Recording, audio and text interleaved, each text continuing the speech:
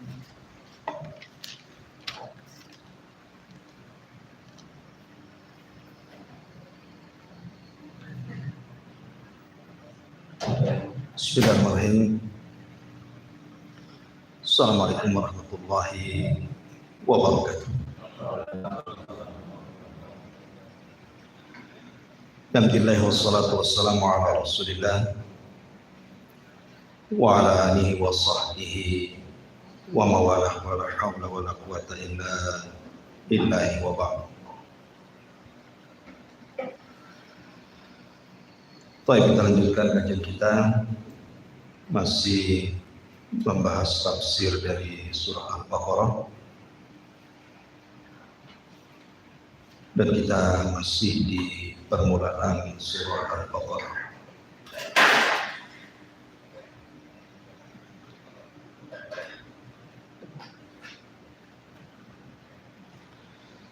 Baik, kita baca ayatnya. A'udzu billahi minasyaitonir rajim. Bismillahirrahmanirrahim. Alif lam mim. Dzalikal kitabu la raiba fihi hudan lil muttaqin. Alladzina yu'minuna bil ghaibi wa yuqimuna as-salata wa mimma razaqnahum yunfiqun. Walladzina yu'minuna bima unzila ilaika wa ma unzila min qablik wa bil akhirati hum yuqin. Alif lam mim, itulah Alkitab yang tidak ada keraguan-raguan sama sekali dalamnya, sebagai petunjuk bagi orang-orang yang bertakwa. Orang-orang yang mereka beriman dengan yang gaib dan mendirikan salat, serta dari apa-apa yang kami rizkikan kepada mereka, mereka pun berinfak. Dan orang-orang yang beriman dengan apa yang diturunkan kepadamu dan apa yang diturunkan sebelum, dan dengan akhirat mereka sangat yakin. Baik, kemarin kita sudah menjelaskan tentang makna alif lam mim dan juga kalimat dzalikal kitabu la raiba. Kalimat dzalikal kitab, di sini ada isim isyarah, dzalika, itulah Alkitab. Sebagian para ulama tafsir mengatakan bahwa yang dimaksud Alkitab di sini artinya kitab-kitab yang turun dari langit. Berarti mencakup suhuf, kemudian Taurat, kemudian Injil, kemudian Zabur, dan juga Al-Quran. Tetapi kebanyakan para ulama ketika mentafsirkan kalimat Alkitab di sini maksudnya Al-Quran. Ketika Allah Subhanahu wa taala mengatakan dzalikal kitab, itulah Al-Quran, seolah-olah Allah Subhanahu wa taala ingin katakan bahwa inilah Al-Quran, kitab satu-satunya yang lebih baik dibandingkan kitab-kitab sebelumnya.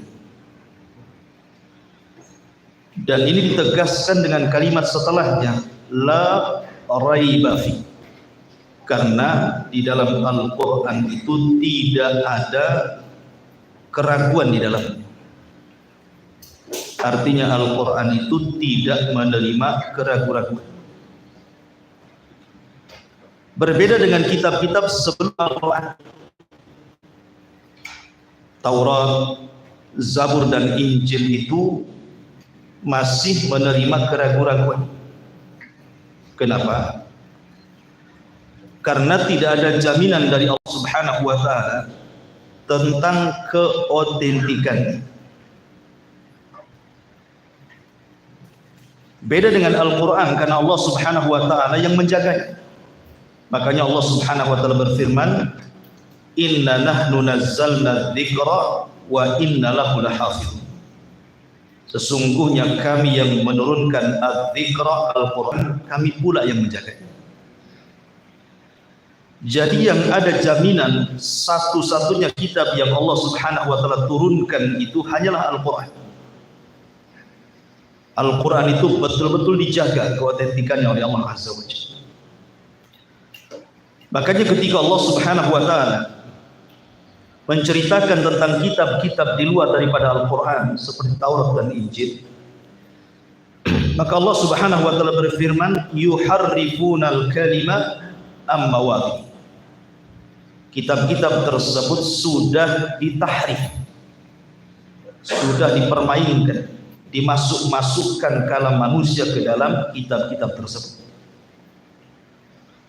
Sehingga ketika kemudian ada ucapan manusia yang kemudian dimasukkan ke dalam kitab-kitab Allah, tentu sudah tidak otentik lagi, karena sudah tercampur kalam Allah dengan kalam manusia.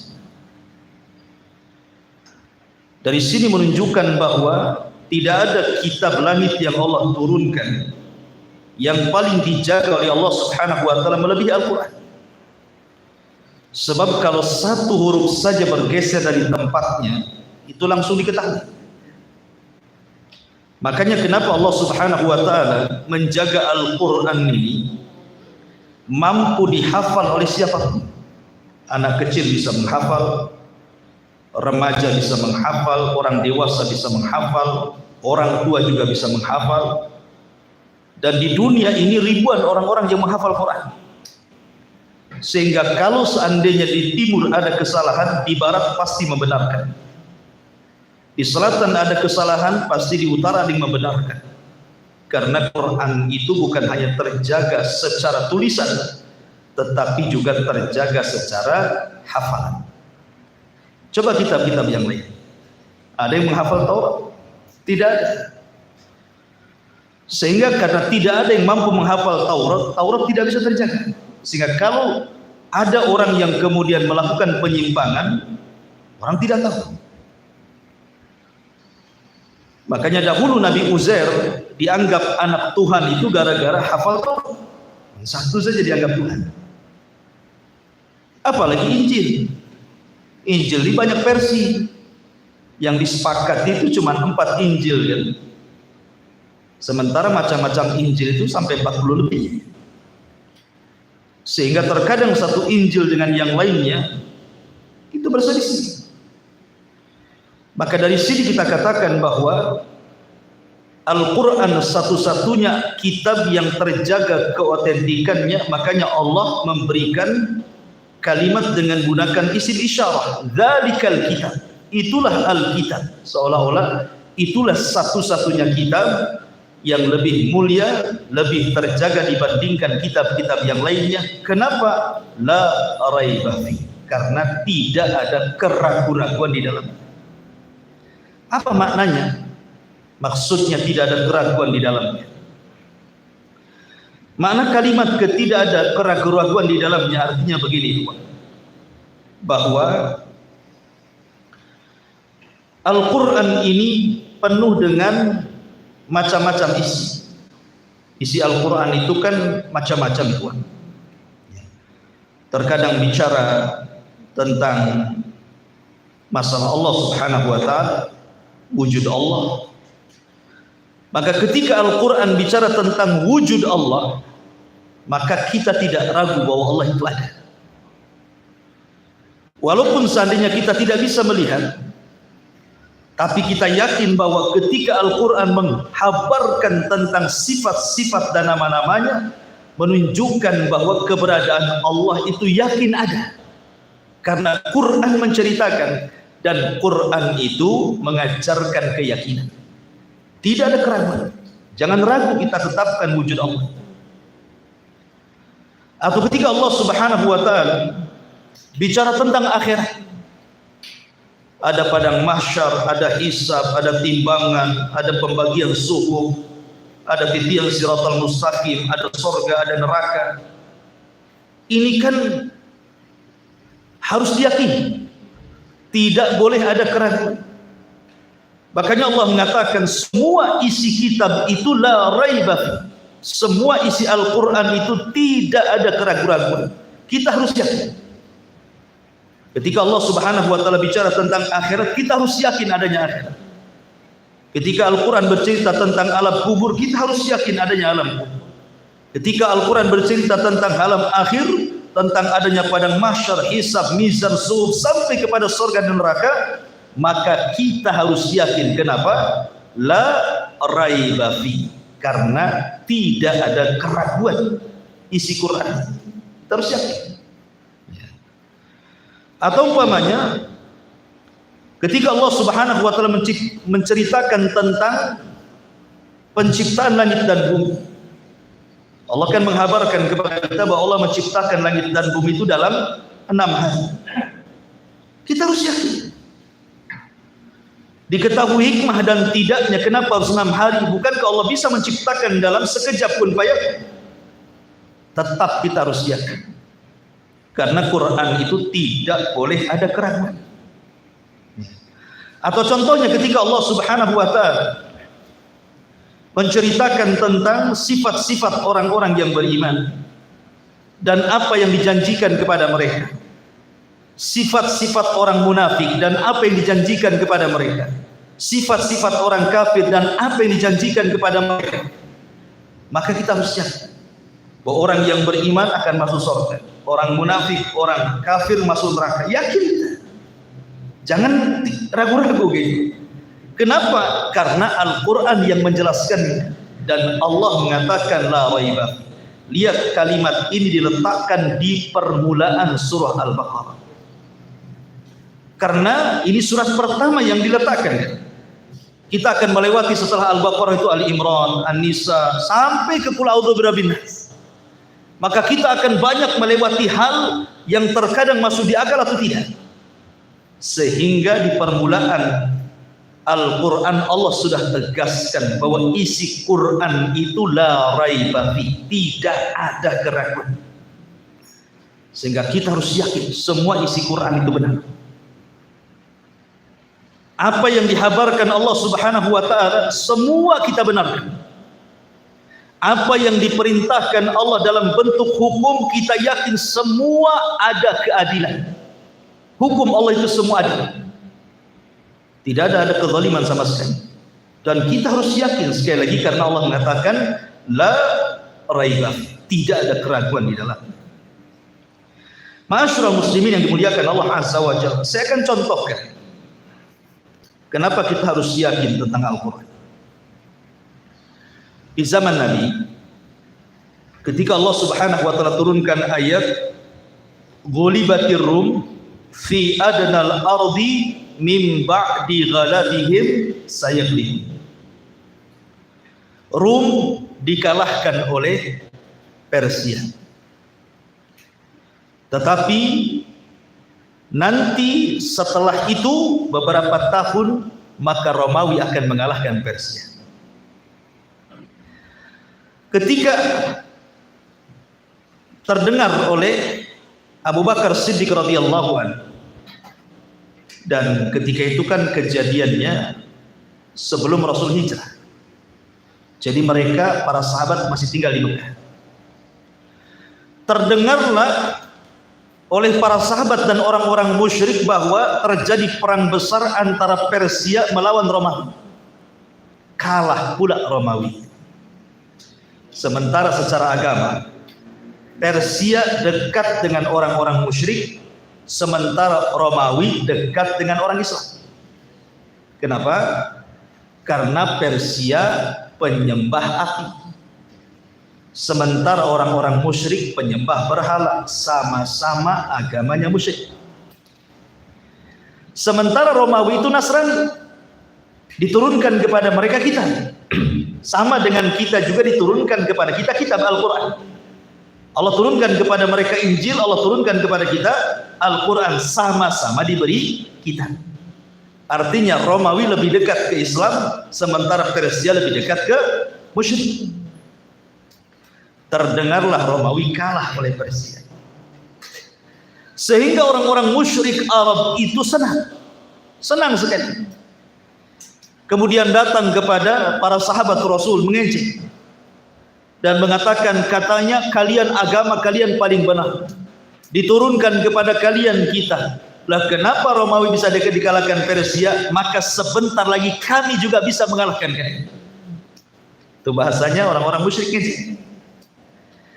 Akhirnya Abu Bakar Siddiq radhiyallahu an datang kepada Rasul menceritakan tentang ejekan mereka.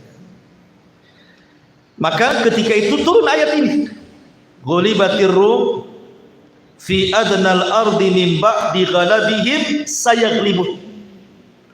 Turun surah Rum. Ghulibatir rum, ya sekarang Romawi dikalahkan. Sekarang Romawi dikalahkan. Tapi ingat, nanti beberapa waktu setelahnya Romawi akan mengalahkan Persia.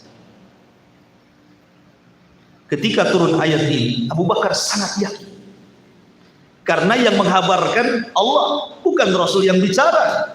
Wa ma yantiqu anil hawa in huwa illa wahyun yuha. Gak mungkin Rasul bicara asal jeplak saja bahasa kitanya.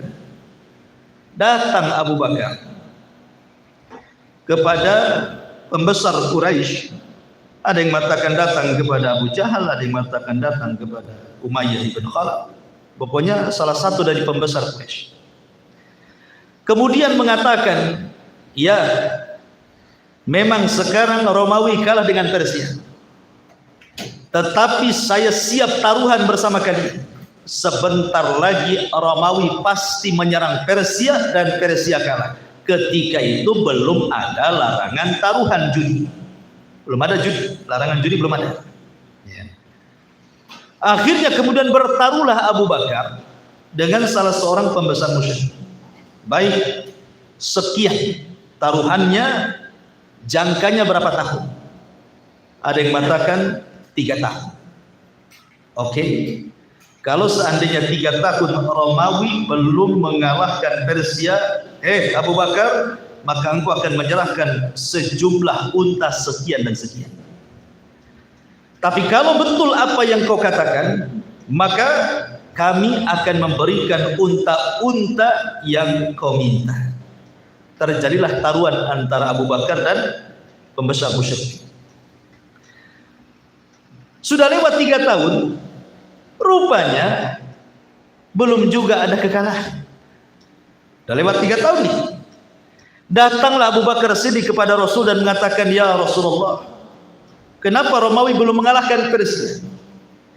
Maka Rasul mengatakan, ya Abu Bakrin, kau harus yakin bahwa Romawi akan mengalahkan Persia. Sebaiknya kau datang lagi ke dia, tambah lagi taruhannya, tambah lagi tahunnya.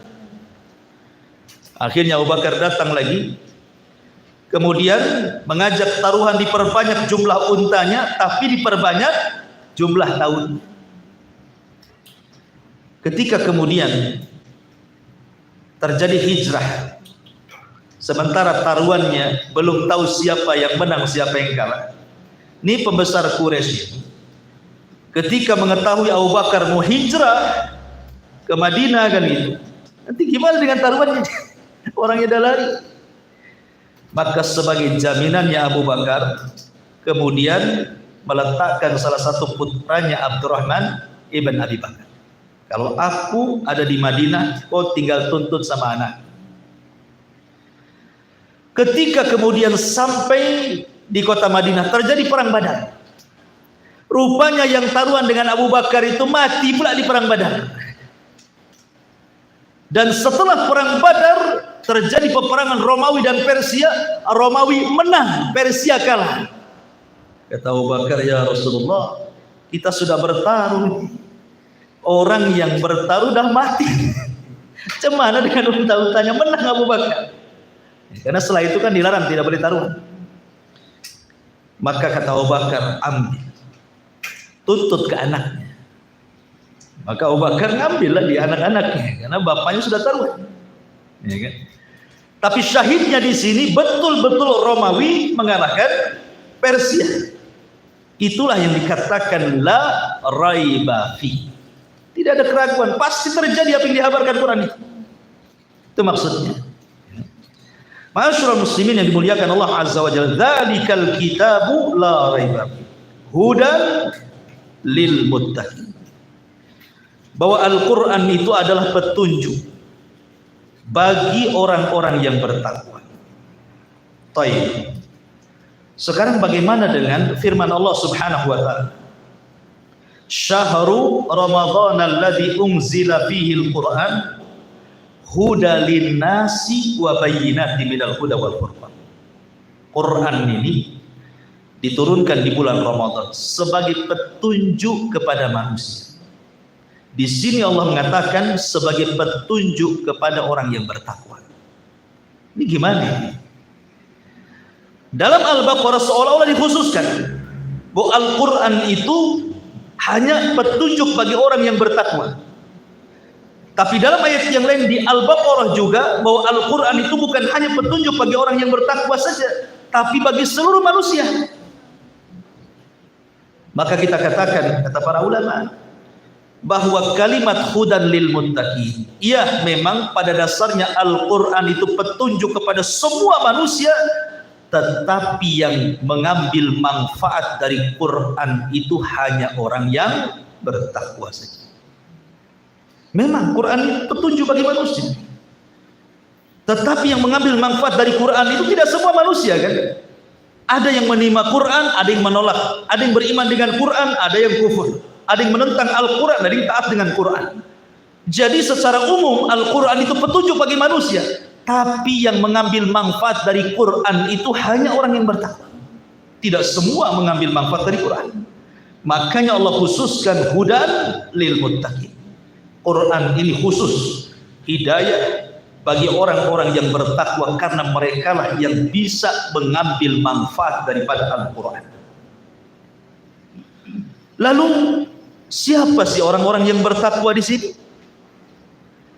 Maka orang-orang yang bertakwa dalam permulaan Al-Baqarah ini dijelaskan setelahnya sifat-sifatnya, tapi secara global.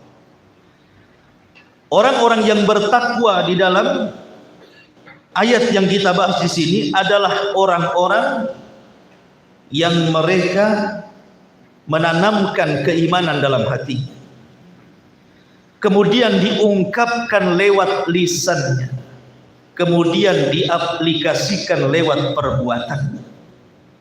Itulah iman. Makanya dimulai walladzina yu'minun, orang-orang yang beriman. Dan iman itu artinya pembenaran hati, pengucapan lisan, kemudian dibentuk dalam perbuatan. Kenapa harus seperti itu definisinya? Supaya tidak mudah orang ngaku beriman. Kalau lisannya tidak sama dengan hatinya, perbuatan tidak sama dengan lisannya. Makanya kemudian dibuat definisi seperti itu. Lihat orang-orang munafik yang mengaku mereka beriman, tapi Allah dustakan keimanannya kan? Kenapa? Karena orang munafik itu antara lisan dan hati berbeda. Makanya munafik itu kenapa disebut munafik? Diambil dari kata nafak. Antum tahu nafak? Nafak itu kalau antum dari sini ke Nagoya, itu kan ada jembatan tuh, ada gorong-gorong di bawahnya kan, mobil masuk kan? Lah, gorong-gorong itu dalam bahasa Arab disebut nafak. Ya. Kalau ada jalur kereta menembus gunung, kemudian ada terowongan masuk gorong-gorong kan? Lah, terowongan itu dalam bahasa Arab disebut nafak. Kenapa kemudian munafik diambil dari kata nafak? Karena masuk dari sini, keluar dari sana. Nah, itulah munafik. Jadi dia masuk dari sini, keluar dari sana. Maksudnya apa? Dia masuk Islam dengan lisannya, keluar dari Islam dengan hatinya. Itulah munafik. Menampakkan keislaman, menyembunyikan kekafiran. Makanya disebut munafik. Makanya munafik tidak bisa dikatakan mukmin, karena mukmin itu harus setara antara hati, lisan dan perbuatan. Dan itulah makna takwa dalam ayat ini. Siapa dan bagaimana sifat-sifatnya? Allah Subhanahu wa taala berfirman, alladzina yu'minuna bil ghaib. Pertama, orang-orang yang bertakwa itu adalah orang-orang yang beriman dengan yang gaib. Beriman dengan yang gaib. Ma'asyiral muslimin, apa yang dimaksud gaib dalam ayat ini? Ulama tafsir membagi beberapa penafsiran. Maksud gaib dalam ayat ini, pertama maksudnya adalah wujudullah. Orang-orang yang beriman dengan wujudnya Allah. Kita harus yakin Allah itu wujud ada, walaupun kita tidak melihat. Karena keimanan itu tidak mesti harus lewat panca indera. Kita beriman itu tidak mesti bisa dilihat, bisa didengar, bisa diraba, tidak mesti. Sesuatu yang bisa kita rasakan itu belum bisa kita imani keberadaan. Contoh nih kipas angin. Ketika anginnya sampai kepada kita merasa kan, oh ada angin. Pertanyaannya, tahu antum bentuk anginnya? Enggak tahu kan? Kayak apa bentuk anginnya?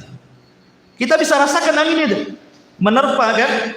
Tapi bentuk anginnya seperti apa kita enggak tahu. Contoh lain, kalau seandainya saya pukul kepala antum sama Pandu, mau nggak? Ya enggak mau lah Ustaz. Seandainya saya pukul dengan Pak, menjerit nggak? Menjerit. Sakit nggak? Sakit. Pertanyaannya, antum bisa rasa sakit. Bentuk sakitnya kayak apa? Bulat, kotak, lonjong, nggak tahu kan? Orang bentuk sakit ada, tapi kita bisa rasakan kan? Berarti sakit itu ada. Bisa kita rasakan, tetapi kita tidak bisa melihat. Sesuatu yang tidak bisa dilihat belum tentu tidak ada. Ketika kita beriman kepada Allah Azza wa Jalla, kita tidak bisa melihat Allah. Berarti Allah tidak ada. Belum tentu sesuatu yang tidak bisa kita lihat kita katakan Allah tidak ada. Karena ini perkara gaib, harus diimani. Contoh, ketika Abu Hanifah melakukan perdebatan dengan orang-orang ateis tentang wujud Allah Subhanahu wa ta'ala. Salah satu pertanyaan orang ateis kepada Abu Hanifah, bagaimana orang Islam bisa menyembah Allah sementara Tuhan tidak bisa dilihat? Kemudian pertanyaan yang kedua, orang Islam bilang bahwa syaitan itu tercipta dari api. Tapi kenapa diazab di neraka dengan api? Masa api diazab api? Apa rasanya? Kemudian orang Islam itu selalu ngomong dikit-dikit ini semua takdir. Takdir. Apa itu maksudnya? Maka Abu Hanifah kemudian menjawab pertanyaan ini. Ini kan pertanyaan akli, pertanyaan akal. Jawabannya pun harus dengan akal. Ya. Sebab orang-orang ateis itu dikasih dalil Quran saja tidak akan nerima. Dikasih datangkan dalil sunnah apalagi.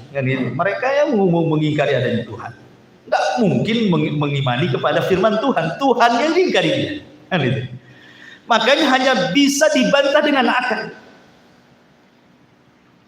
Maka Abu Hanifah mengatakan, adapun setan, kenapa diciptakan dari api kemudian dibakar oleh api dia kesakitan? Maka kemudian Abu Hanifah menjadikan satu jawabannya dengan cara menampar orang itu. Tampar orang itu. Otomatis kesakitan lah. Sampai kemudian orang yang ditampar ini mengadu kepada hakim yang menengahinya. Pak Hakim, gimana Abu Hanifah? Kok di ngajak debat malah nampar? Orang ngajak debat malah pakai tangan gitu. Sementara Abu Hanifah itu masih kecil, belum dewasa, tapi dia mewakili gurunya Hammad. Karena Hammad tidak mau melayani, karena ini urusan kecil, makanya Abu Hanifah diutus. Sebab kalau seandainya kalah ya wajar anak-anak. Gitu. Kalau menang membanggakan gurunya, gitu. Anak-anaknya. Kalau kalah wajar anak-anak, kalau menang banggalah gurunya, gitu maksudnya. Ya. Karena begini kan ceritanya kan. Gurunya Abu Hanifah ini mimpi. Dia mimpi. Dalam mimpinya aneh. Yang mimpi ini Abu Hanifah. Abu Hanifah ini mimpinya diceritakan sama gurunya Hamad.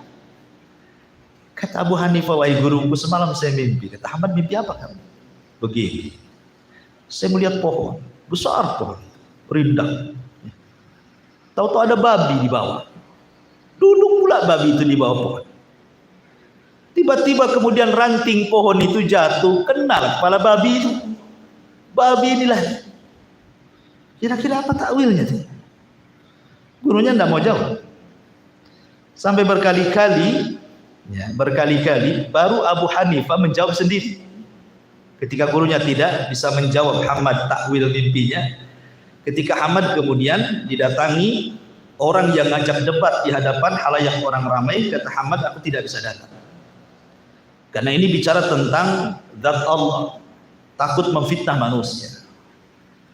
Kata Abu Hanifah, wah, jangan-jangan ini maksud mimpiku. Hamad bingung. Apa maksudmu ya Abu Hanifah? Karena Abu Hanifah masih kecil. Jangan-jangan gini. Yang dimaksud pohon itu adalah kamu. Yang dimaksud babi itu jangan-jangan ngajak debat itu orang ateis gitu ya. Yang dimaksud ranting patah kemudian kena kepala babi kemudian pergi itu saya itu. Oh iya paham gitu. Takwil mimpinya Abu Hanifah itu. Makanya Abu Hanifah diutus untuk debat tuh. Lah salah satu dalam perdebatan ini soalan Abu Hanifah memukul orang itu kesakitan lah. Karena masalahnya mukulnya bukan pakai tangan, pakai kendi dari tanah. Kendi dari tanah itu tampakkan sama badannya sakit. Makanya Abu Hanifah kemudian ketika dilerai oleh hakim, apa maksudmu? Jawab saja pertanyaan. Kata Abu Hanifah, aku sudah menjawabnya. Adapun aku pukul kendi ini terbuat dari tanah. Sementara manusia itu kalau menurut otak orang ini kita tercipta dari tanah. Dia kan tercipta dari tanah. Kendi dari tanah. Kalau tanah dilempar tanah harusnya tidak sakit. Itu maksudnya ya. Dia kan tercipta dari tanah, ini kendi dari tanah. Kalau dia lempar ya biasa saja, tanah ketemu tanah kan. Kenapa dia sakit katanya kan? Menunjukkan bahwa setan itu tercipta dari api. Ketika diazab dengan api dia pun merasakan sakit. Tapi perlu diketahui bahwa penciptaan setan dari api itu satu saja. Bapaknya setan, iblis saja kan gitu ya. Yang diciptakan oleh Allah dari api itu cuman ada yang namanya Sumya, ada yang mengatakan Azazil, wallahu a'lam. Tapi yang jelas bahwa cuman satu saja. Adapun turunannya tidak, karena kalangan jin dari kalangan setan pun mereka sama dengan manusia, punya istri, punya anak, sama.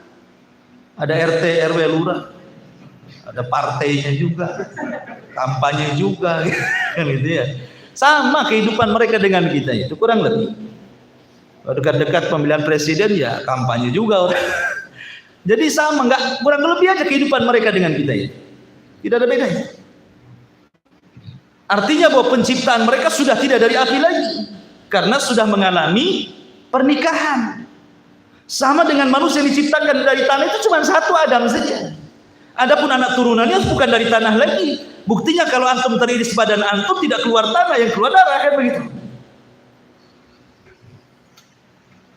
Masyarul muslimin yang dimuliakan Allah Azza wa Jalla. Ini jawaban yang pertama. Jawaban yang kedua. Ketika aku pukul engkau dengan kendi tadi, bukankah kau merasakan sakit? Ya, jelas sakitlah. Pukul kau tak sakit, itulah sakit kan. Sekarang saya tanya, coba sifatkan bentuk sakit seperti apa? Ya tidak tahulah bentuknya. Kau bisa melihatnya? Tidak bisa. Mendengarnya? Tidak bisa. Merabanya? Tidak bisa. Sebagaimana engkau tidak bisa mensifatkan angin rasa sakit seperti apa karena engkau tidak pernah melihat, mendengar ataupun meraba, begitu juga Allah, Tuhan kita dan Tuhan kalian semua. Memang kita tidak bisa melihat. tetapi bukan berarti sesuatu yang tidak bisa dilihat tidak ada wujud. Nah, jadi ini debat akal dengan akal namanya. Tetapi dengan itu kan masuk di akal. Lalu siapa yang mengumpulkan kita di sini? Siapa coba? Apa kita ada janjian kumpul di sini? Kan tidak. Inilah takdir. Allah takdirkan kita kumpul di sini. Selesai. Ya, satu pertemuan selesai. Jadi bicara tentang al-ghaib dalam ayat ini maksudnya apa? Wujudullah. Wujudullah. Ada yang mentafsirkan bahwa yu'minuna bil ghaib, beriman dengan gaib itu maksudnya beriman dengan al-qada wal qadar. Maksud gaib di sini adalah al-qada wal qadar. Bahwa takdir manusia itu gaib. Makanya jangan pernah berdalil dengan takdir. Karena kita tidak tahu takdir kita seperti apa. Kita kan tidak tahu. Emang antum tahu takdir antum seperti apa? Ini semua gaib, ikhwan. Maka jangan pernah berdalil dengan takdir. Ada orang ada kelainan seksual, homo. Ya. Kemudian kita katakan kamu homo tidak boleh, penyakit, tobat. Mungkin Allah sudah takdir saya harus begini. Nanti kalau takdirnya sembuh saya sembuh kok. Dari mana kamu tahu takdir kamu seperti itu? Kapan kau berhenti maksiat? Ya mungkin ditakdirkan masih doyan maksiat Ustaz. Nanti kalau sudah bosan pun ditakdirkan juga bosan maksiat. Tidak ada yang tahu dengan takdir itu. Gimana kalau seandainya takdirnya waktu maksiat kau mati? Nah, kamu kan tidak tahu juga. Jadi jangan pernah berdalil dengan takdir. Makanya Rasul mengatakan fakullun muyassarun lima khuliqa lahu i'malu ma syi'tum. Setiap kalian akan dimudahkan dengan amalan kalian, maka beramallah. Ya. Yang ketiga ada juga yang mengatakan bahwa yang dimaksud gaib di sini artinya mencakup apa yang dihabarkan Nabi SAW. Kullu ma akhbara bihi Nabi SAW min ashratis sa'ati wa adabil qabri wal hashri wal nashri was sirati wal mizani wal jannati wan nar. Maksudnya beriman dengan yang gaib ini adalah setiap yang dihabarkan Rasul dari tanda-tanda kiamat. Baik tanda-tanda kiamat kecil ataupun tanda-tanda kiamat besar, kemudian azab kubur, kemudian kumpulnya manusia di padang mahsyar, kemudian disebarnya catatan, kemudian sirat titian, kemudian timbangan termasuk surga dan neraka. Maka itu yang harus kita imani, alladzina yu'minuna bil ghaib. Dan semua pendapat-pendapat ini benar semua, karena itu semua perkara gaib. Pokoknya apapun yang dihabarkan Allah dan Rasulnya dan itu berkaitan dengan yang gaib tidak boleh kita ragukan, karena Al-Quran itu la raiba fi alladzina yu'minuna bil ghaib. Kemudian Allah mengatakan wa yuqimuna as-salata.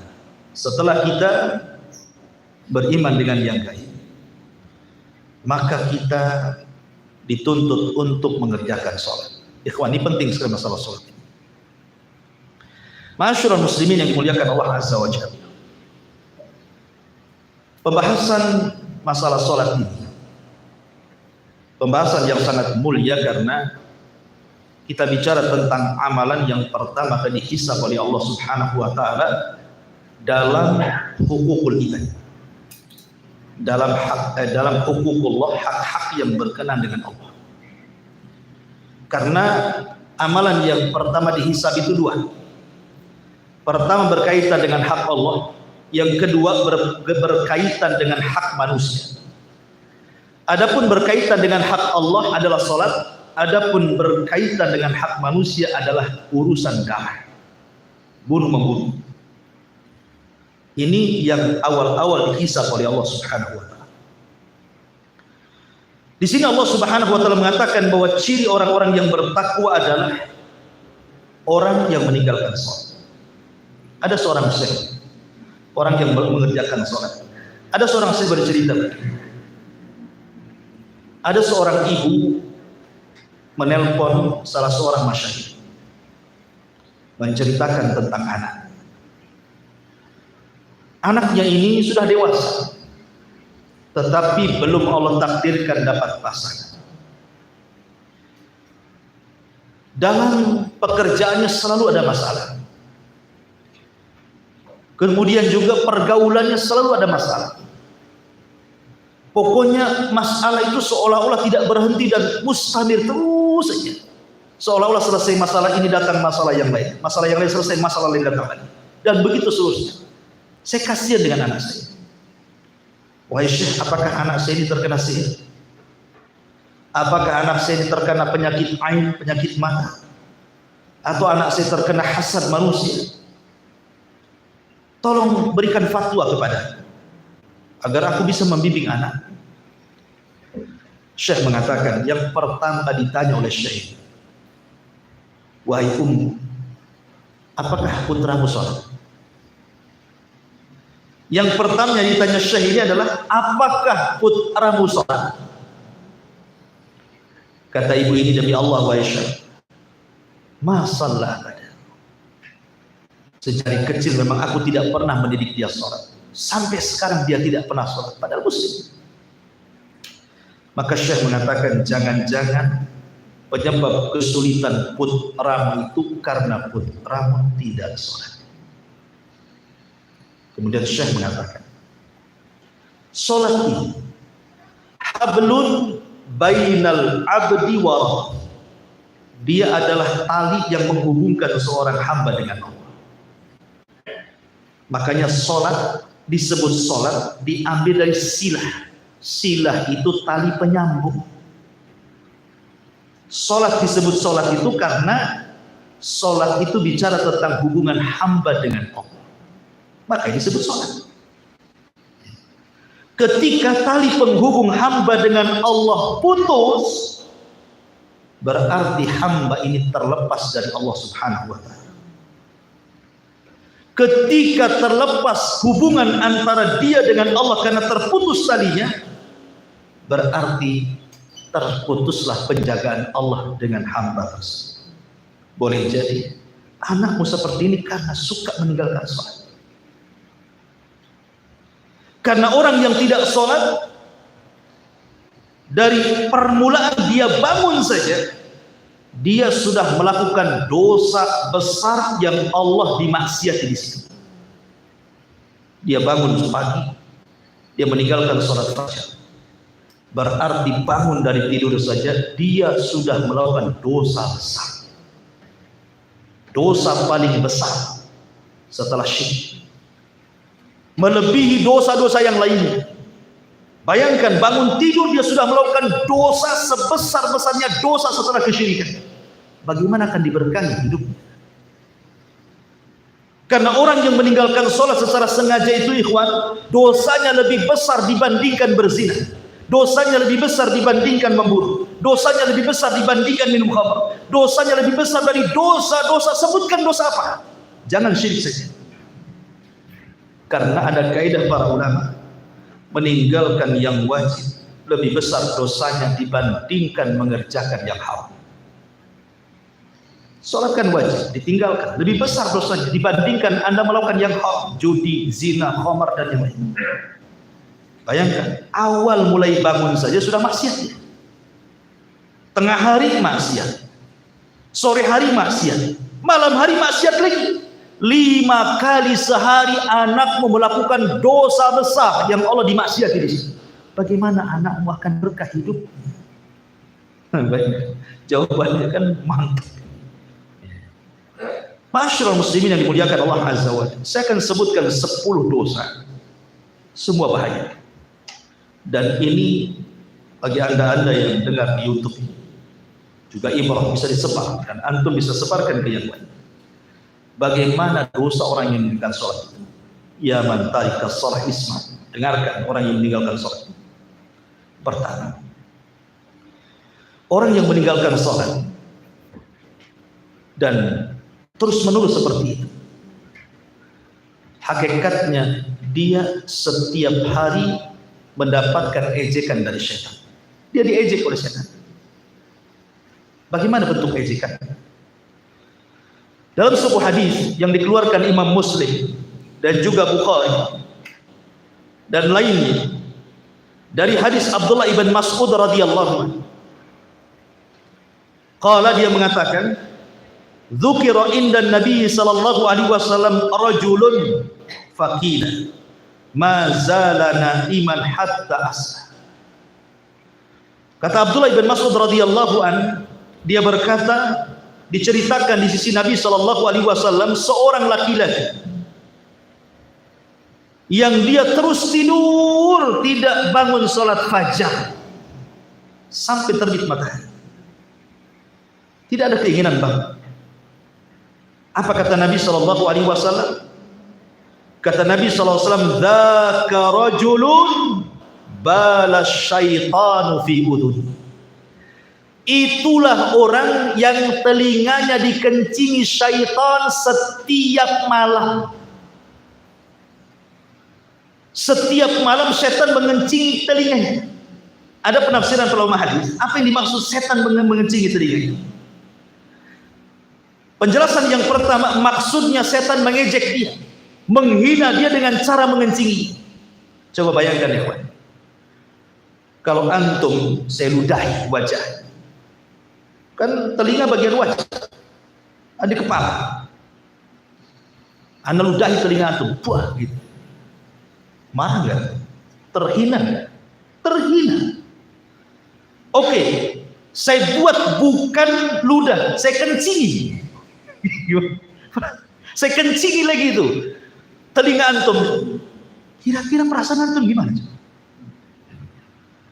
Jadi orang yang meninggal sholat itu sedang dihina sama setan. Kita jadi kencingi gitu, marah luar biasa. Ini setan kencingi telinga dia. Nyantai aja dikencingi setan. Memang harus betul-betul antum kencingi orang itu. Ini makna yang pertama. Makna yang kedua, makna hakikatnya betul-betul setan itu kencing di telinga antum. Seperti antum masuk toilet antum kencing, itulah setan kencing, betul-betul kencing. Tapi bentuk kencingnya setan apakah sama dengan kencing antum? Ya tentu beda. Kalau sama ya sudah budak. Ya beda lah. Tapi yang jelas ya mungkin seperti itu makna. Makna yang ketiga, maksudnya setan mengencingi telinga kita itu, telinga kita dibuat tuli sehingga dia menolak nasihat. Kan hanya diri setan, orang nasihat tidak peduli sama dia, mau diomongin aja itu degil keras kepala. Nggak pernah sholat itu telinganya tertutup. Naudzubillah. Coba bayangkan, ini orang-orang yang meninggal sholat seperti ini hukuman. Ini satu. Yang kedua, orang yang meninggalkan sholat, maka di pagi harinya, sampai siang harinya, sampai sore harinya, Allah buat dia tidak punya semangat hidup. Allah buat dia tidak punya semangat hidup, malas, kemudian banyak masalah yang tidak tahu sebabnya kenapa. Kok ada aja masalah itu? Sebabnya nggak tahu apa, tahu ada masalah saja. Dalilnya mana? Sebutkan dalam hadis Nabi Shallallahu Alaihi Wasallam dari Abu Hurairah radhiyallahu anhu. Hadis ini dikeluarkan Imam Bukhari. Nabi Shallallahu Alaihi Wasallam bersabda, "Yaqidu syaitanu ala qafiyati ra'si ahadikum idza huwa nam salasa uqad. Yadribu kulla uqdatin 'alaika laylun tawil farhun. Fa in istayqadha fa dzakara Allah in hallat uqdatu. Fa idza tawadda'a in hallat uqdatu.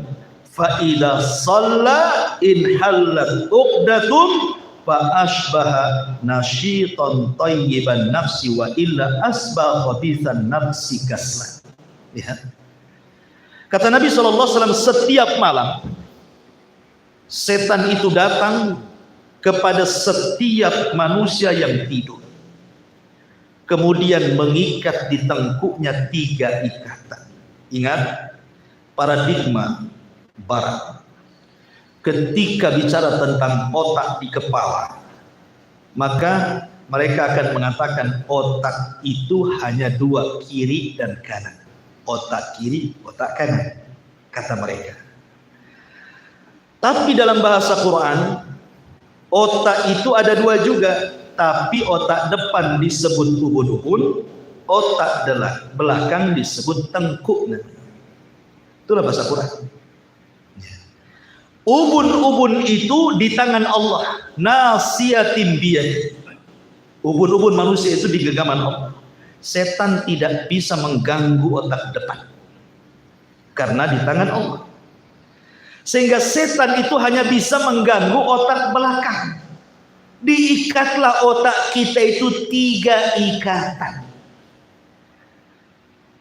Kemudian dibuatnya dia malas dan tidur terus. Ketika hampir mendekati subuh, maka setan akan membisikkan di telinganya dan mengatakan, lailun tawilun farhud, tidurlah, malam masih panjang. Gitu. Itu lagunya setan. Tidur gitu. Malam masih panjang gitu. Tetapi kalau dia lawan bisikan itu, bangun dia. Maka ketika bangun dia langsung berdoa, alhamdulillahilladzi ahyana ba'da ma amatana wa ilaihi nusyur. Hilang 1 ikatan. Fa idza tawadda, dia langsung wudu, hilang 2 ikatan. Fa idza shalla in halat uqdatun, ketika dia salat hilang 3-tiganya. Apa kata Rasul? Fa asbaha nasyitan thayyiban nafsi. Di pagi harinya maka dia akan punya semangat hidup, jiwanya akan baik dan tidak tersentuh masalah. Makanya kawan, kita bisa rasakan kalau antum bangun di sepertiga malam, walaupun antum capek, ya kan, antum bangun tahajud sampai sholat fajar sampai subuh, adalah ngantuk-ngantuk dikit. Tapi ketika sudah agak pagi, jam 7, jam 8, hilang ngantuknya itu, nggak ada perasaan lemah. Itu bisa rasakan, coba saja. Nggak ada, tetap aja sama dengan orang yang tidur full. Bahkan terkadang ada orang yang tidur full, bukan full lagi, full gitu ya. Saking tidur lagi. Udah tidur ya jam 8 malam, bangun jam 7, sarapan, tidur lagi, bangun duhur, habis tidur lemes ya badannya. Loh, padahal tidurnya berjam-jam itu. Kenapa? Ini hadisnya. Kalau dia tidak asbaha khabisan nafsi kaslah. Kalau dia tidak melakukan seperti itu, tidak bangun berzikir, tidak wudu dan tidak sholat subuh, jadilah jiwanya buruk, banyak masalah, tidak tahu sebabnya, dan jadilah dia pemalas. Lihat orang yang meninggal shorting, sehari 3 ikatan, 2 hari 6 ikatan, 3 hari 9 ikatan, 100 hari tak ruwet ikatan. Cuma, nah itu murah ikatan benang gitu. Itu makanya orang nggak sholat itu masalah itu. Ini satu. Yang kedua, yang ketiga, ya, ikhwan, ini yang lebih ngeri. Ketika Nabi SAW di Isra Mi'rajkan dari hadis Samurah bin Jundab, dan hadis ini juga dikeluarkan Imam Bukhari, semua riwayat Bukhari. Jadi ketika Nabi SAW suatu ketika dibawa oleh 2 malaikat, Rasul sedang tidur. Tiba-tiba dalam mimpinya, dan mimpi Nabi itu wahyu. Ingat, mimpi Nabi itu wahyu. Karena terkadang wahyu itu lewat mimpi. Seperti Ibrahim bermimpi menyembelih anaknya. Ya harus betul-betul disembelih. Karena mimpi Nabi itu wahyu. Makanya ketika setan datang kepada Ibrahim, ya Ibrahim, atadbahu ibnataka li ajli ru'ya. Ibrahim, kau mau menyembelih anak gara-gara mimpi, mikir dong. Kata Ibrahim, enggak jawab, ambil batu dilempar saja. Allahu Akbar. Ya kan? Jadi mimpi para nabi itu wahyu. Kata Nabi SAW, ataniya lailata atiyan. Datang 2 malaikat malam semalam, membawa diri. Kemudian 2 malaikat mengatakan kepadaku, intolik. Maka aku berjalan bersama sampai ketika ada sebuah tempat yang paling tinggi, aku tidak sanggup berjalan. Maka diambillah malaikat, dibawa ke atas. Rupanya sampai di atas diperlihatkan banyak orang yang sedang diadab, disiksa, diperlihatkan azab kubur. Salah satunya kata Nabi SAW. Dia mengatakan, aku melihat wa idza rajulun muttaji'un, tiba-tiba aku melihat ada orang yang diterlentangkan. Wa idza akharu qa'imun alaihi bisakhrati, di sampingnya ada orang yang berdiri, di tangannya batu besar. Kemudian wa idza huwa yahwi bisakhratil ra'si, tiba-tiba orang yang di samping ini membenturkan batu yang di tangannya ke kepala orang yang sedang baring di bawahnya, hancur dan remuk kepalanya. Ketika hancur dan remuk kepalanya, Allah ganti dengan kepala batu. Kemudian diremukkan lagi seperti itu, diganti dengan kepala batu, dan begitu seterusnya. Ketika itu kata Nabi SAW, mahada, siapa orang ini? Kenapa disiksa sedemikian sadisnya? Maka kata Nabi SAW menjelaskan, kata Nabi SAW, li'annahu yanamu anis salatil maktubah, sebab saat datang waktu-waktu sholat yang 5 waktu harusnya dia sholat malah tidur. Ini hadis Bukhari dari sahabat Samurah bin Jundab radhiyallahu anhu. Kalau seandainya Allah takdirkan kita diperlihatkan adab kubur hari ini, mungkin betapa banyak kita melihat ada orang-orang yang dikubur itu mungkin setiap hari dibentur-benturkan kepalanya dengan batu sampai remuk, kemudian diganti dengan kepala baru, dan itu akan terus berlangsung sampai kiamat dibangkitkan. Apa enggak takut orang-orang yang meninggalkan salat? Ya man tarikas salat, wahai orang yang meninggalkan salat, isma'u, dengarkan hadis ini. Ini hadis ngeri ini. Coba yang sengeri ini loh. Orang yang meninggalkan salat kan nggak paham saja mereka akan seperti ini.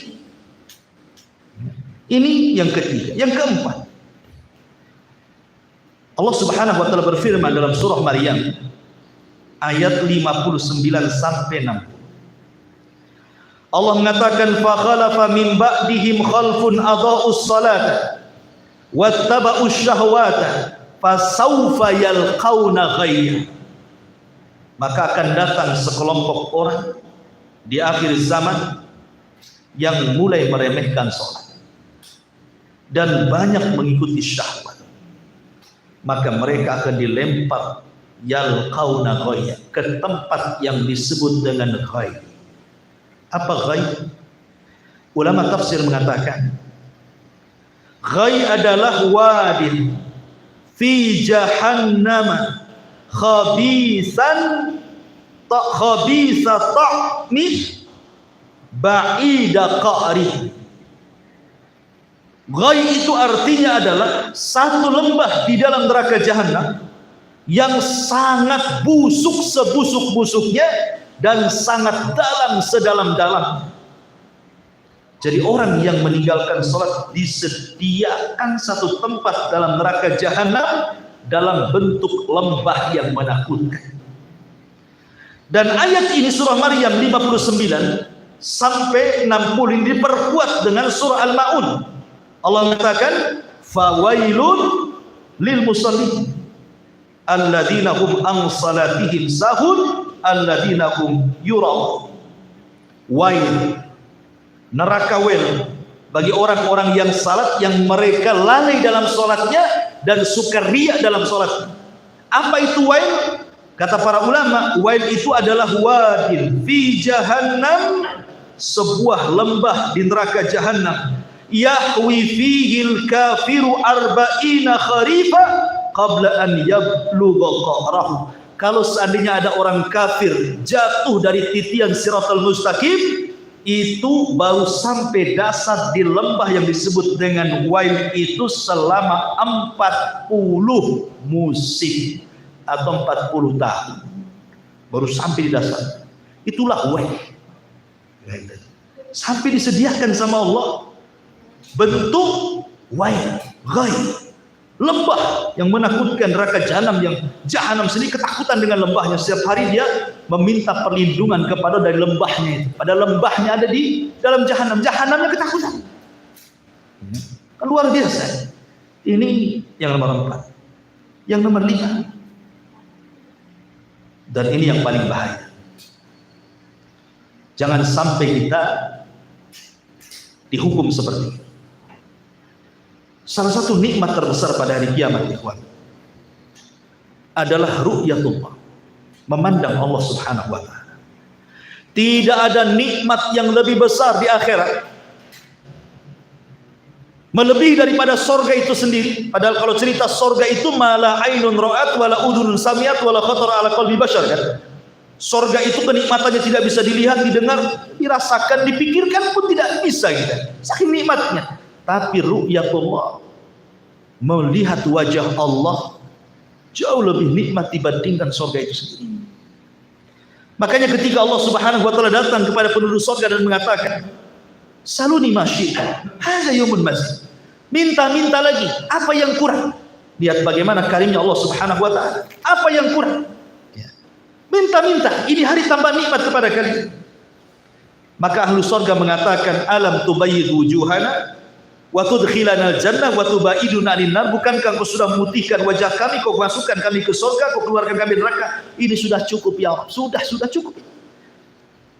Maka kemudian Allah mengatakan, tidak, aku akan beri nikmat yang jauh lebih besar daripada surga. Dibuka tabirnya yang merupakan cahaya. Semua penduduk surga melihat wajah Allah, semua berteriak dan mengatakan, demi Allah tidak ada nikmat yang lebih besar dibandingkan melihat Allah. Akan tetapi tarikus sholat, orang yang meninggalkan sholat, maka mereka tidak akan melihat Allah. Perhatikan hadis. Hadis dari Jarir ibn Abdillah al-Bajali radhiyallahu anhu. Hadis ini disepakati Bukhari Muslim. Kunna inda Nabi sallallahu alaihi wasallam fa nadhara ila al-qamari lailatal badr. Kata beliau, kami duduk bersama Nabi, tiba-tiba malam itu memang sedang purnama, besar-besarnya bulan, maka kami semua melihat bulan. Kata Nabi sallallahu alaihi wasallam, inna satarawna rabbakum kama tarawna hadzal qamar la tudamuna fi ru'yati. Kau lihat bulan itu? Ya wahai Rasul, kalian akan melihat Allah seperti engkau melihat bulan, tidak berdesak-desakan. Coba kalau bulan purnama, antum rebutan mau nengok bulan, enggak kan? Cukup antum negak ke atas kita, nampak bulan. Berdesak-desakan? Tidak. Bukan kayak tengok konser, desak-desak kan? Enggak, lihat bulan itu nampak. Jadi melihat Allah seperti itu, bukan diserupakan dengan bulan, tetapi diserupakan melihatnya. Karena Allah ya bukan bulan. Bulan itu makhluk. Kemudian kata Nabi sallallahu alaihi wasallam, fa in istata'tum alla taghlibu ala salatin qabla tulu'i syamsi wa qabla ghurubiha faf'al. Kalau kalian ingin melihat Allah, kalau kalian mau, maka jangan pernah kalian terkalahkan untuk sholat sebelum terbit matahari, maksudnya sholat subuh, dan sholat sebelum terbenam matahari, maksudnya sholat asar. Kalau kalian ingin melihat Allah, jaga dua sholat. Kemudian Rasul membacakan ayat wasabbih bihamdi rabbika qabla tulu'i syamsi wa qabla al-ghurub, surah Qaf ayat 39. Lihat bagaimana Nabi luar biasa ya. Terhalangnya ru'yatullah gara-gara meninggalkan sholat fajar dan sholat asar, terutama sholat fajar, jangan ditinggalkan. Ada seorang pembesar Israel, Yahudi, dia bicara tuh di sosial media, televisi, tentang peperangan antara Islam dengan Yahudi. Seolah-olah dia membenarkan akan terjadi peperangan. Bahkan dia membocorkan rahasianya. Kalau seandainya orang Islam itu sampai sholat subuh, sholat fajar, dan jumlah mereka sama dengan sholat Jumat, maka mereka akan mengalahkan kita. Ini ucapan mereka. Kalau seandainya sholat subuh itu jumlah yang sholat sama dengan jumlah sholat Jumat, kita akan kalah. Kenapa orang Yahudi mengatakan seperti itu? Di akhir zaman, kalau kita cerita tentang Al-Mahdil Muntadhar, Imam Mahdi yang kita tunggu-tunggu, Muhammad bin Abdullah. Dan Imam Mahdi bukan orang Indonesia. Ada tuh yang ngomong bahwa Imam Mahdi itu akan keluar di Nusantara. Imam Mahdi yang mana? Orang mana itu? Orang Medan, itu orang Jawa, orang Batak, itu orang Alor. Imam Mahdi itu munculnya di Madinah, di Mekah sana, di Baiat di Mekah, ya, antar dua rukun.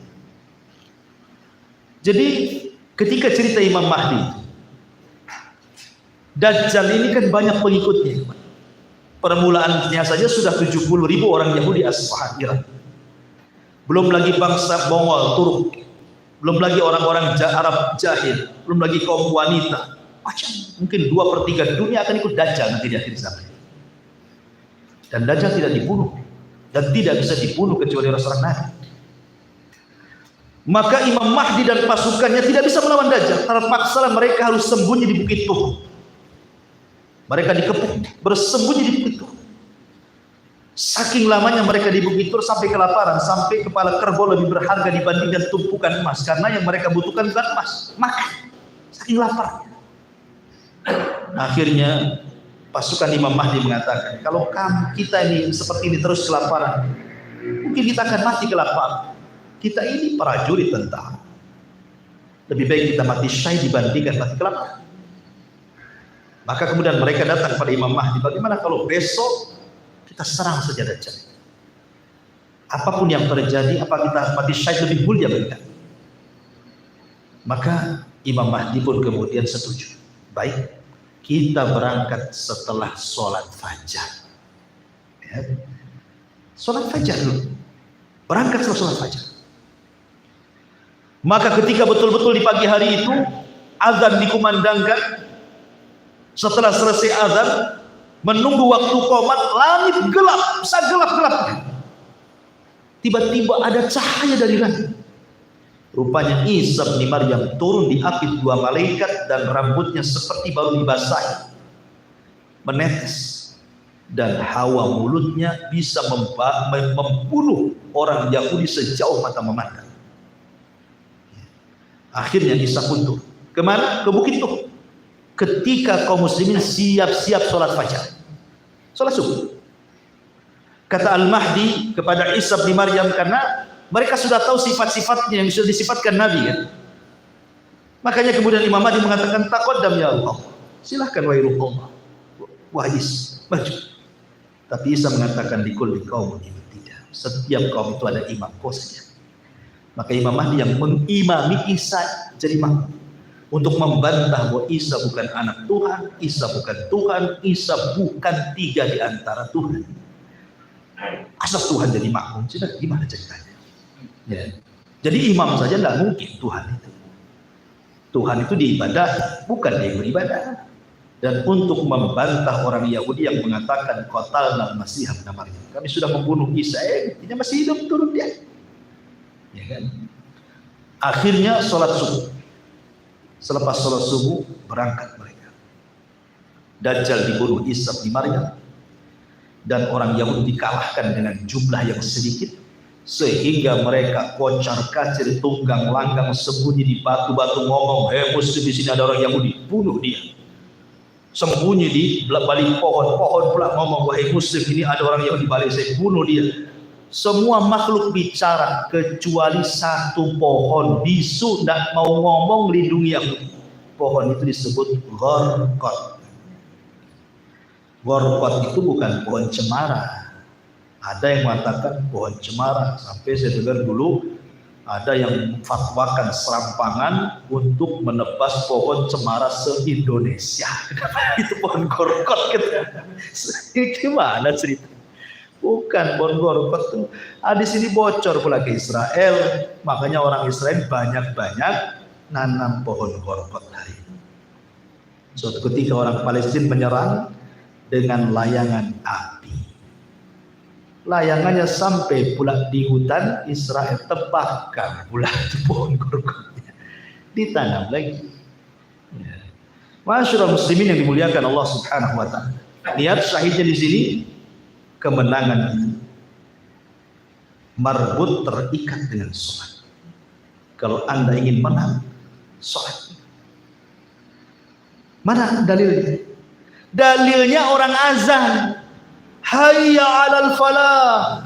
Hayya 'alal falah. Apa arti falah itu? Menang arti. Ayo kita menang. Enggak mau. Kan gitu ya. Ayo kita menang. Moh kata orang Jawa. Ayo kita menang. Embung kata orang Sunda. Ya gimana? Dia aja dulu. Diajak menang enggak mau. Ingin angan-angannya Islam ingin berkuasa, sholat pun tidak. Kemenangan itu marbut bil falah.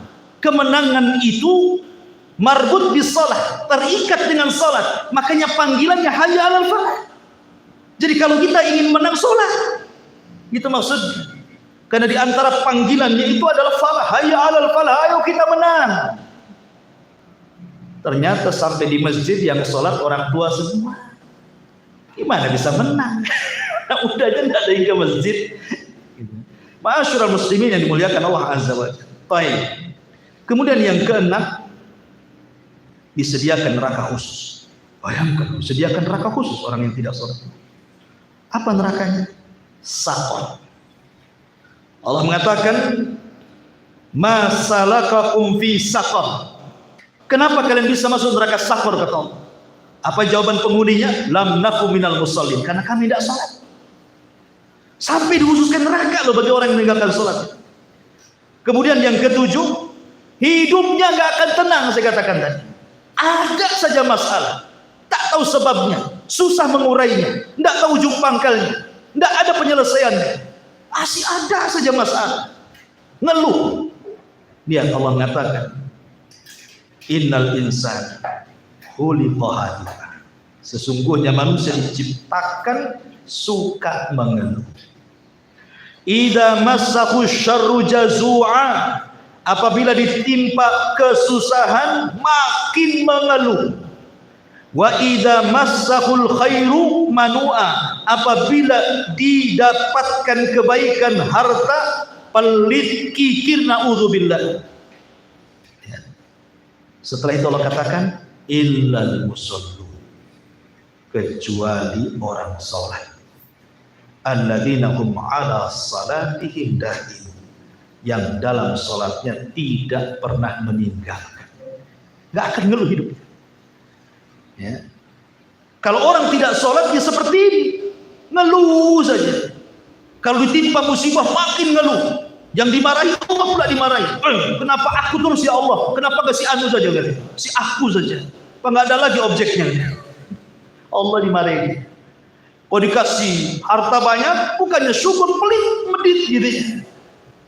Pokoknya ngeluh saja. Illal musallu, illal musallin, kecuali orang sholat nggak akan ngeluh-ngeluh. Ya. Kemudian yang nomor 8, orang yang tidak sholat ini khawatir dia jadi munafik. Di antara sifat munafik itu adalah malas sholat. Kata Nabi SAW sendiri mengatakan dalam Al-Quran, innal munafiqina yukhadi'una Allaha wa huwa khadi'uhum wa idza qamu ila sholati qamu kusala yura'una an-nas wa la yadhkuruna Allah illa qalila. Dalam surah An-Nisa 142 Allah mengatakan orang-orang munafik itu suka menipu Allah, padahal Allah yang tipu mereka. Jangan salah. Ya. Mereka maunya nipu Allah, tapi mereka tidak sadar mereka sedang ditipu Allah.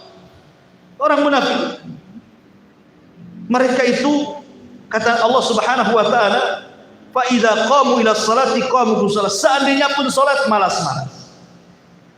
Seandainya pun salat itu ya malas-malas, terpaksa gitu. Dan mereka tidak mengingat Allah kecuali itu. Dan Rasul mengatakan, afdhalus salati 'alal munafiqin salatul isya wa salatil fajr. Seberat-berat salat bagi orang munafik itu adalah salat isya dan salat fajar. Tak mau orang itu salat isya dan fajar orang munafik. Kemudian yang nomor 9. Ini lagi yang bahaya. Orang yang tidak salat, maka dia satu neraka dengan Fir'aun. satu neraka dengan Qarun, satu neraka dengan Haman, dan satu neraka dengan Ubay ibn Khalaf. Semua orang kafir, orang jahat-jahat. Mau satu neraka dengan Fir'aun? Siapa yang mau satu neraka dengan Fir'aun? Kadang-kadang adalah seorang artis itu, naudzubillah, ya, dia redo kalau masuk neraka. Gak apa-apa saya masuk neraka, biar ketemu artis ini, artis itu, artis luar negeri disebutnya. Alhamdulillah. Biar ketemu artis ini, artis itu, pemain sepak bola ini, pemain sepak bola itu. Alhamdulillah, gila ini wanita ini. Semoga Allah gilakan sekali. Makin gila kan ya. Masa ada orang ngomong ini? Mana akalnya? Jangankan masuk neraka, coba jadi kamu tuh masukkan ke lilin, kuat nggak sejam taruh jarinya di lilin, terbakar semua. Apalagi neraka. Itu api dunia itu satu bagian daripada 70 bagian panasnya api neraka. Hanya satu bagian dikeluarkan ke dunia, itu udah bisa membakar dunia. Gimana yang 69 ya? Jadi memang kadang-kadang ketua kepalanya bola depan. Jadi Nabi SAW mengatakan, keluarkan dari Imam Ahmad, kata Nabi SAW dari sahabat Abdullah ibn Amr ibn As radhiyallahu anhu, man lam yuhafid alaiha lam yakun lahu nurun wala burhanun wala najatun wa khusyira yaumal qiyamah ma'a fir'auna wa haman wa qarun wa ubay ibn khalaf. Dalam hadis Nabi SAW, siapa yang tidak menjaga salat 5 waktu maka tidak akan diberikan cahaya, tidak akan diberikan bukti, dan tidak akan diselamatkan, dan mereka akan dikumpulkan pada hari kiamat bersama Fir'aun, bersama Haman, bersama Qarun, dan bersama Ubay bin Khalaf. Naudzubillah. Dikumpulkan dengan orang-orang kayak ini. Itu yang gak sholat tuh. Kemudian yang terakhir, ini yang paling ngeri. Ngeri sekali. Orang yang tidak sholat, Nabi gak akan kenal kita. Coba rugi sekali kalau Nabi gak kenal kita pada hari kiamat. Gak kenal, mau ngaku-ngaku umatnya Nabi, Nabi lo gak kenal dengan kamu. Nabi gak kenal dengan ente, gak kenal sama sekali. Bayangkan, Nabi gak kenal kita, cuma mau ngasih sesuatu. Kenal pun tidak, masa akan nolong, saya gak kenal kamu. Dan itu dijelaskan dalam hadis Nabi SAW. Dari hadis Abu Hurairah radhiyallahu an, kata Nabi SAW, taridu alayya ummatil hawdah, akan datang umatku nanti pada hari kiamat ke telaga. Kemudian wa ana a'udun nas anhu kama yadudur rajulu ibila rajuli an ibili. Qalu ya Nabi Allah, ata'rifuna? Qala na'am.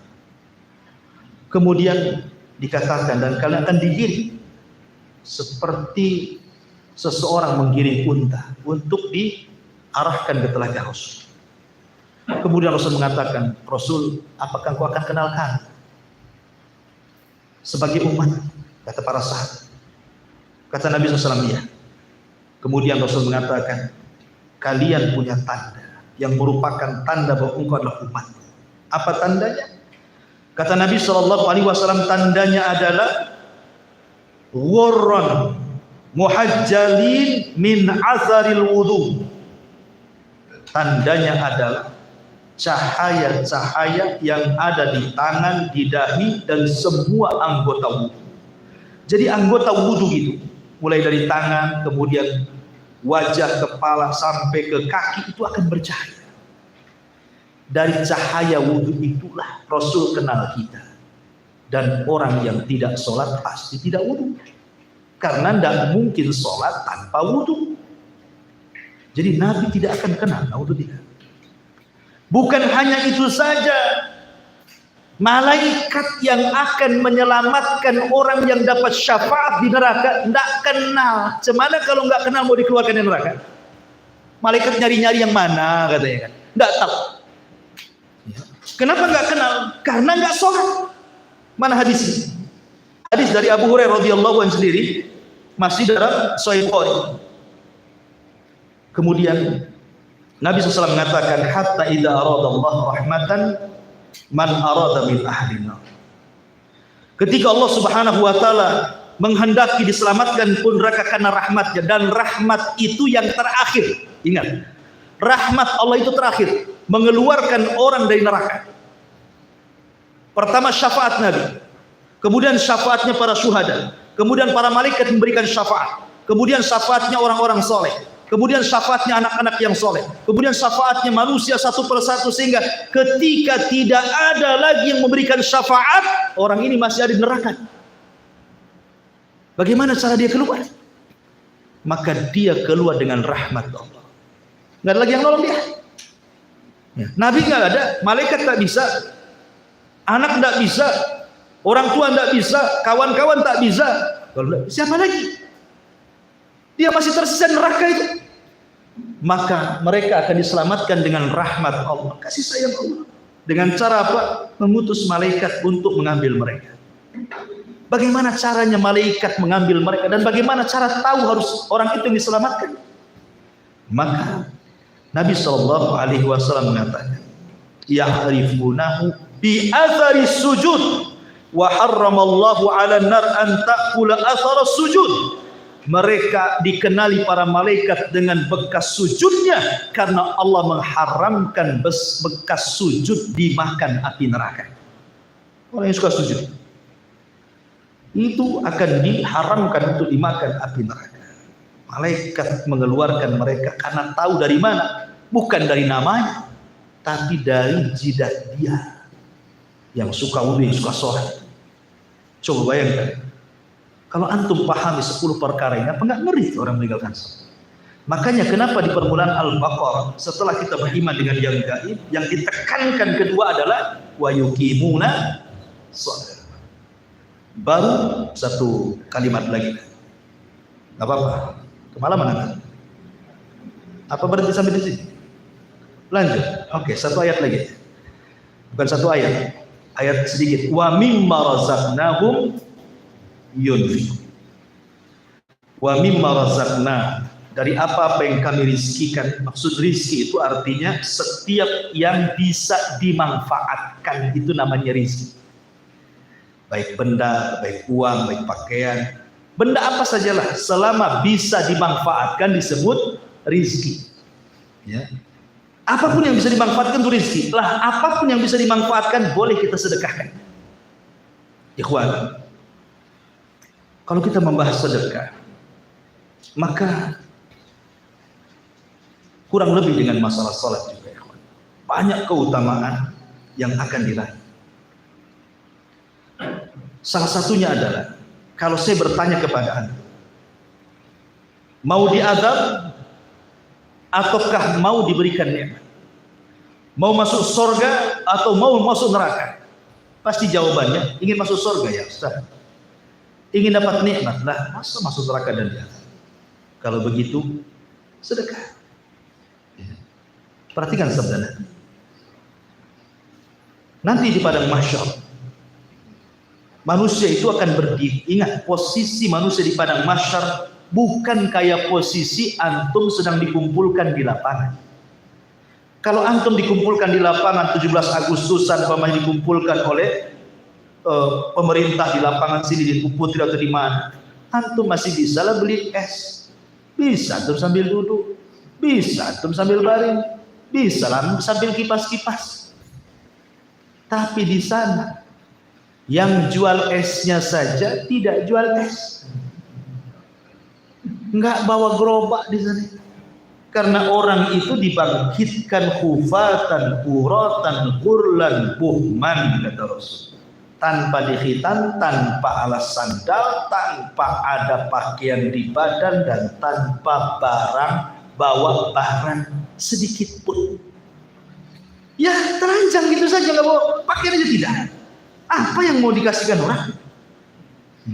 Sementara posisinya berdiri, tidak ada yang duduk, sebab kalau duduk tenggelam dengan keringatnya, berbaring makin lagi telalap dengan keringatnya. Jadi posisi mereka berdiri berdasarkan firman Allah Azza wa Jalla, yauma yaqumun nas, yaqum, pada hari manusia berdiri semuanya di hadapan Rabb. Matahari dekatkan 1 mil, panas terik luar biasa. Kita aja seminggu di tak hujan-hujan nih, Oh Allah, kipas ini sudah AC, kipas pula dibantu. Susah. Pokoknya mau tidur saja, aduh, badannya cemas karena panas.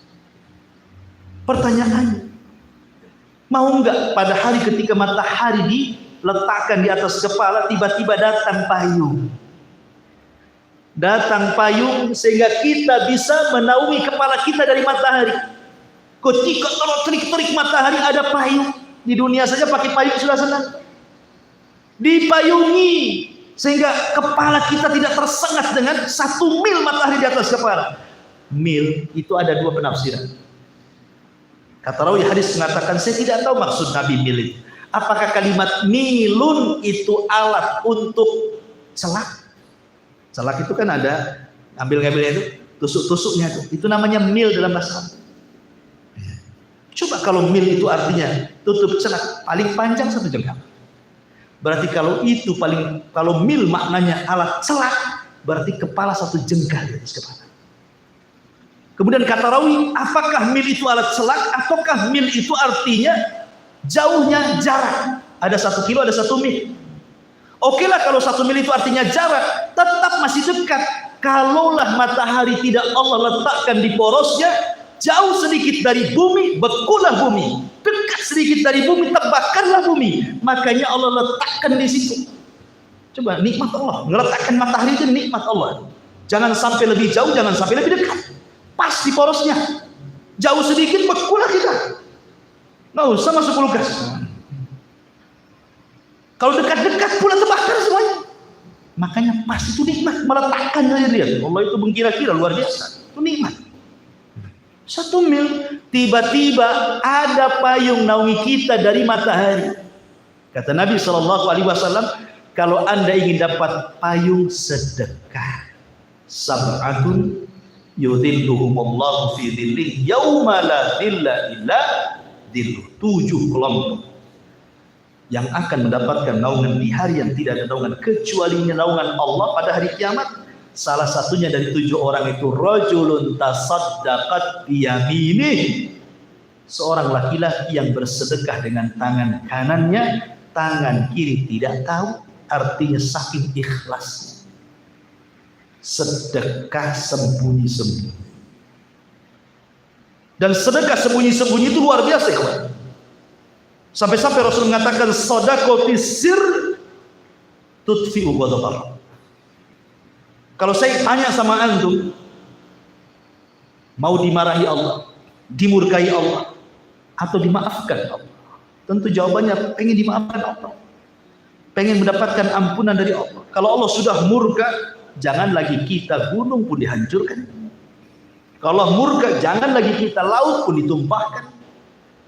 Kalau Allah sudah murka, bintang dijatuh-jatuhkan, langit digulung, kiamat ditegakkan. Itu kalau sudah murka.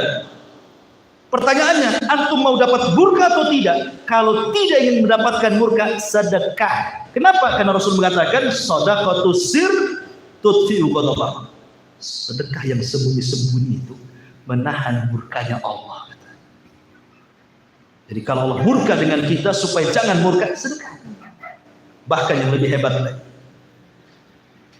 kalau antum banyak masalah, nggak tahu sebabnya, kok susah kali ya keluar dari masalah ini.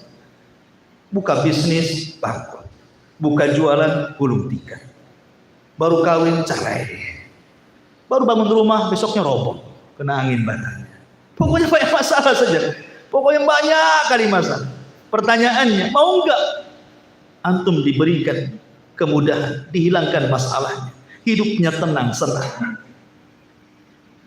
Maka saya katakan sedekah. Karena Nabi SAW yang mengatakan sana'ul ma'ruf taqi masari as-su. Sana'iul ma'ruf, melakukan kebaikan dengan sedekah, tidak mesti dengan uang. Sedekah itu dengan tenaga, yang penting kan berbuat baik. Ya, ada orang pengen barangnya diangkat, kita angkat. Kemudian kita jalan ada batu, ini kalau roda motor ini kena batu guling bahaya, ambil ke sampingkan, gitu ya. Itu kalau batu diambil kesampingkan, kalau dompet diambil masuk kocak pula. Itu bukan sonaiul ma'ruf. Artinya bahwa apa kan sedekah itu kan tidak mesti dengan uang kan, dengan tenaga, ada tetangga lagi hamil butuh kendaraan, antar ke rumah sakit, antar, apa susahnya? Itu sedekah. Sonaiul ma'ruf, sedekah itu taki akan melindungi kita. Dari apa? Masari as-su. Apa masari as-su itu? Kata para ulama, masari as-su itu artinya sesuatu yang Nabi SAW berlindung darinya. Seperti tenggelam, seperti jatuh dari ketinggian, seperti terbakar, seperti mati su'ul khotimah, seperti kesusahan-kesusahan dunia lainnya. Harusnya antum ditabrak tidak tertabrak, harusnya antum menabrak tidak jadi nabrak, antum harus jatuh tidak jatuh. Tiba-tiba bangunan runtuh, antum di sampingnya tidak mati. Ya. Harusnya kemudian antum naik kapal, kapalnya tenggelam, antum pula selamat. Itu maksudnya. Harusnya antum su'ul khotimah, husnul khotimah pula. Jadi semua kesulitan-kesulitan itu dimudahkan kata Rasul. Sanaiul ma'ruf taki masari as-su. Hebatnya sedekah, luar biasa ini. Dan ingat ikhwan, terkadang kalau orang itu tidak paham tentang mana sedekah itu. Sedekah itu yang butuh itu bukan orang miskin sama kita. Itu kesalahannya. Kalau kita sedekah itu kayaknya dia yang butuh saya. Kan gitu ya? Kalau ada orang minta-minta kayaknya kok dia butuh kali dengan saya. Kalau ada masjid minta kayaknya masjid yang butuh saya. Kalau ada pesantren nyebarkan infak kayaknya pesantren yang butuh saya. Kalau ada orang susah minta kayaknya orang itu yang butuh saya. Jangan, cara paradigmanya itu hilangkan tuh kalimat itu. Yang butuh itu bukan mereka sama kita, kita yang butuh mereka. Yang bersedekah itu yang butuh. Jadi orang yang bersedekah itu sangat berhajat kepada orang miskin, kepada fakir miskin, kepada anak yatim, kepada masjid yang membangun, kepada madrasah, pesantren atau apa saja. Kita yang butuh mereka, bukan mereka butuh sama kita. Kan itu kan paradigma yang salah itu. Kenapa? Tadi contoh-contohnya. Orang yang bersedekah tidak diwafatkan kecuali husnul khotimah. Kembali ke siapa? Ke kita. Supaya kita di jalan selamat. Supaya rumah tangga kita sakinah mawaddah warahmah.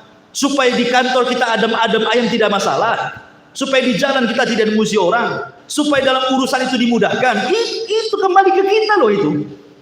Coba kalau nggak ada orang miskin, antum mau sedekah sama siapa? Masih untung ada orang miskin. Jadi kita yang butuh kepada mereka. Jangan salah, ini paradigma ini aneh orang bersedekah. Jadi orang kaya itu yang butuh orang miskin, bukan orang miskin butuh orang kaya. Karena sedekah itu kembali manfaatnya bukan ke orang yang kita sedekahi, tapi ke kita yang bersedekah. Nah, itu paradigmanya diganti. Jadi masyarakat muslimin yang dimuliakan Allah Azza wa Jalla, intinya bahwa terlampau banyak kalau kita cerita tentang keutamaan sedekah juga waktu, ya. Maka di sini ada 3 poin pertama yang sudah kita bahas, bahwa Al-Quran itu sesuatu yang tidak ada keraguan, petunjuk bagi orang yang bertakwa, dan ciri orang yang bertakwa 1 beriman kepada yang gaib, 2 melaksanakan sholat, dan yang 3 suka bersedekah atau berinfak. Wallahu a'lam bishawab. Ini yang mungkin bisa kita sampaikan di malam hari ini. Mudah-mudahan ada manfaatnya. Subhanallahi wa bihamdika asyhadu an la ilaha illa anta astaghfiruka wa atubu ilaik. Allahu ta'ala. Assalamualaikum warahmatullahi wabarakatuh.